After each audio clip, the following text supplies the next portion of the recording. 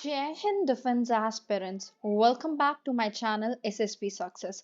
For any query regarding SSP and AFSP, please join our Telegram channel SSP Success, whose link is given in the description box. And for more updates regarding SSP and AFSP, do subscribe our YouTube channel SSP Success. So today we are going to cover an important GD topic which was asked in recent SSP, that is on why India should make good relation with other countries. It is very important for our SSB and AFSB. So let's get started with our topic. So the actual topic was India is fast emerging as an international player both in economic and military field. In order to play a more effective role, India should develop better contacts with either developed countries or with the neighboring countries or any other country which India likes. So before starting about the leads of our topic, we'll talk about the some of the interesting and important facts about India. The first thing is that India is seventh largest country in the world by area, which covers around 3.3 million square kilometers. The second fact about India is that India की जो population है that is over 1.3 billion people and India's second most populous country है world में China के बाद.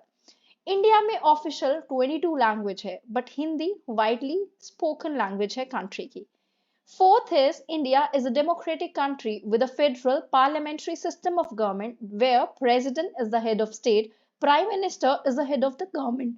The fifth fact about India, that is Indian economy is the fifth largest economy in the world by nominal GDP and third largest by purchasing power parity. India is also one of the fastest growing major economies in the world. Sixth जो है that is India is a major producer of agriculture products such as wheat, rice, sugarcane, cotton. It is also leading producer of milk with the largest dairy herd in the world. Next fact that we have about India, India ने देखो काफी सारे areas में progress की है, जैसे कि space technology हो गया, इंफॉर्मेशन टेक्नोलॉजी हो गया, अपना फार्मास्यूटिकल हो गया. और इंडिया जो हमारी कंट्री है that is a home to some of the world's top educational institution and has a strong talent pool in the field of engineering, medicines and science. Now here is the map of India and you can see all the states of our country in this map, okay, by pausing the video of course. Now we'll come up with a lead. जो first lead है that was why India should make good relation with the developed countries. देखो India को develop countries के साथ अच्छे relation बनाने चाहिए, इसके कुछ रीजंस है. पहला जो है इंडिया को क्या मिलेगा, इकोनॉमिक बेनिफिट मिलेगा. देखो डेवलप कंट्रीज जो हैं वो एडवांस इकोनॉमीज की कंट्रीज है और उनके पास मेजर मार्केट है गुड्स के लिए और सर्विस के लिए भी. जो बिल्डिंग स्ट्रॉन्ग रिलेशन अगर हमने किए उन कंट्रीज के साथ तो हमारे लिए अपॉर्चुनिटीज खुलेगी ट्रेड एंड इन्वेस्टमेंट के लिए, जो हमारा इकोनॉमिक ग्रोथ को प्रमोट करेगा और डेवलपमेंट को भी प्रमोट करेगा कंट्री के अंदर, जिसकी वजह से हम जॉब्स को क्रिएट कर पाएंगे, इनकम को क्रिएट कर पाएंगे और स्टैंडर्ड ऑफ लिविंग को बढ़ा पाएंगे लोगों के लिए. Second is technology transfer. देखो डेवलप कंट्रीज के पास एडवांस टेक्नोलॉजिकल कैपेबिलिटीज है जो हेल्प करती है इंडिया को डेवलप करने में उनके टेक्नोलॉजी बेस को, और पार्टनरशिप को एस्टैब्लिश करके इन कंट्रीज के साथ इंडिया असेस कर सकती है new technologies, expertise and knowledge in the various fields like science, engineering and medicine. The third lead that we have is diplomatic leverage. Develop countries के पास सिग्निफिकेंट इन्फ्लुएंस है global stage का और वो की प्लेयर्स है इंटरनेशनल ऑर्गेनाइजेशंस में जैसे United Nation, World Bank, World Trade Organisation. Developing strong develop diplomatic ties with these countries क्या करेंगे, इंडिया को बिल्ड करने में हेल्प करेंगे, अपना इन्फ्लुएंस और प्रमोट करने में उनके interest on it's global stage. Next is national security. अगर हमने डेवलप किया स्ट्रैटेजिक पार्टनरशिप डेवलप कंट्री के साथ तो इंडिया को एक्सेस होगा एडवांस मिलिट्री टेक्नोलॉजीज का और इक्विपमेंट का, जिसकी वजह से हम अपने नेशनल सिक्योरिटी और डिफेंस कैपेबिलिटीज को एनहांस कर सकते हैं, जो कि हमारे जियोपॉलिटिकल एनवायरनमेंट को भी इवॉल्व करेगा जहां पे इंडिया फेस करती है मल्टीपल सिक्योरिटी चैलेंजेस. अब जैसे आपने कहा मिलिट्री टेक्नोलॉजी, हम अपना most of the defence equipment Israel और रशिया से इंपोर्ट करते हैं. ओवरऑल अगर हम बात करें, अगर हमने स्ट्रॉन्ग रिलेशंस बिल्ड अप किए डेवलप कंट्री से तो इंडिया बेनिफिट हो सकती है इकोनॉमिकली, टेक्नोलॉजिकली एडवांसमेंट करने में डिप्लोमेटिक लेवरेज मिलेगा उनको और नेशनल सिक्योरिटी भी मिलेगी।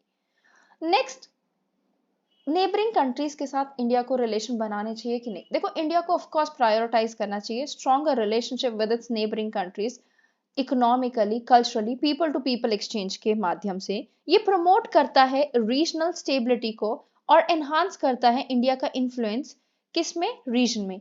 इंडिया कोऑपरेट कर सकती है नेबरिंग कंट्रीज के साथ टेररिज्म पे, बॉर्डर सिक्योरिटी पे, क्लाइमेट चेंज पे और रीजनल कोऑपरेशन और कोलैबोरेशन को भी प्रमोट कर सकती है। जो इंडिया के रिलेशन है नेबरिंग कंट्रीज के साथ वो हिस्टोरिकली काफी इंपॉर्टेंट है due to its location in South Asia. So अगर हम कुछ लीड्स टॉप मतलब सब पॉइंट्स की बात करें कि किन किन के साथ हमारे कैसे रिलेशन है, इंडिया के पाकिस्तान के रिलेशन की बात करें तो काफी कॉम्प्लिकेटेड है हिस्टोरिकली और पॉलिटिकल रीजन की वजह से। डिस्प्यूट है दोनों कंट्रीज के बीच में कश्मीर को लेके और टेररिस्ट अटैक्स जो लॉन्च किए जाते हैं पाकिस्तान से उसकी वजह से। इंडिया ने काफी अटेम्प्ट किए कि वो अपने टाइज इंप्रूव करे पाकिस्तान के साथ by engaging in dialogues and trade relation, but possible नहीं हो पाया। सेकंड क्या है? बांग्लादेश। इंडिया ने जनरली गुड रिलेशंस है इंडिया के बांग्लादेश के साथ specially after the signing of agreement in 1974 जिसने बॉर्डर डिस्प्यूट को सॉल्व किया। इंडिया ने सिग्निफिकेंट इकोनॉमिक और ह्यूमैनिटेरियन एड प्रोवाइड की है बांग्लादेश को। नेपाल, इंडिया एंड नेपाल जो है वो ट्रेडिशनली क्लोज हैं क्योंकि कल्चरल, हिस्टोरिकल और इकोनॉमिक लिंक की वजह से। सीरियस टेंशन है दोनों कंट्रीज के बीच में over the border dispute and Nepal growing ties with the China. और नेपाल ने अपना मैप निकाला था उसके बाद भी हमारा जो लिम्पुदिया लिपुलेख को अपना पार्ट बनाया था उसकी वजह से भी। Then we are having Bhutan. India के पास स्ट्रॉन्ग टाइज है भूटान के साथ और ये कंट्री लार्जेस्ट ट्रेडिंग पार्टनर है और डेवलपमेंट पार्टनर है। इंडिया प्रोवाइड करती है significant economic and technical assistance to Bhutan. Sri Lanka, India के कॉम्प्लेक्स रिलेशनशिप थे श्रीलंका के साथ due to historical and political reason, but अब टेंशंस दोनों कंट्रीज के बीच में over Tamil minority rights in Sri Lanka over हो चुकी है। इंडिया ने सिग्निफिकेंट इकोनॉमिक और ह्यूमैनिटेरियन एड प्रोवाइड की थी श्रीलंका को अभी उनके इकोनॉमिक क्राइसिस के टाइम पे और उनको सपोर्ट भी किया था आईएमएफ को एक तरीके से बेसिकली ये करने के लिए कि मीडिएटर कह सकते हैं जिससे उनको लोन मिला है।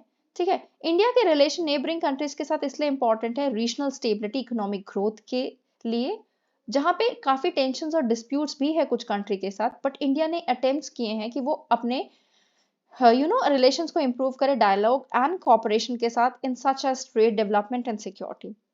नेक्स्ट तीसरा जो है, इंडिया को अपने मर्जी के अकॉर्डिंग रिलेशन बनाने चाहिए किसी भी कंट्री के साथ। देखो, India should make relation with the countries beyond its immediate neighbourhood to expand its influence, promote करना चाहिए इकोनॉमी को, कल्चरल एक्सचेंजेस को, increase its diplomatic leverage on global stage. कुछ पोटेंशियल एरियाज है इंडिया जिनके साथ अपने रिलेशंस को बिल्डअप कर सकता है। India has been increasing its engagement with African countries in recent years through trade, investment, development, partnership. India के हिस्टोरिक टाइज है अफ्रीकन कंट्रीज के साथ और वो देखता है कॉन्टिनेंट को as a strategic partner in the area such as energy, natural resource and infrastructure development. Second, South America.